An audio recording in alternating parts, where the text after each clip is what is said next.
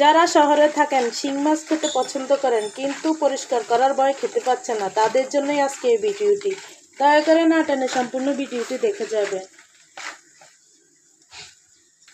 কীভাবে খুব অল্প সময়ে আমি এই শিং মাছগুলি পরিষ্কার করছি আপনারা একটু খেয়াল করেন। আমি শিং মাছগুলিকে কাটার পরে 5 থেকে 6 মিনিট ছাই দিয়ে বা লবণ দিয়ে ভিজিয়ে রেখেছি। আমি ছাই ইউজ করেছি এখানে, কোনো লবণ ছাড়াই। এই যে দেখুন, এবার এরকম একটি জালি, প্লাস্টিকের এরকম একটি জালি নিয়ে এর মধ্যে 2 থেকে 3 মিনিট এভাবে আলতো হাতে ঘষতে থাকবেন। দেখবেন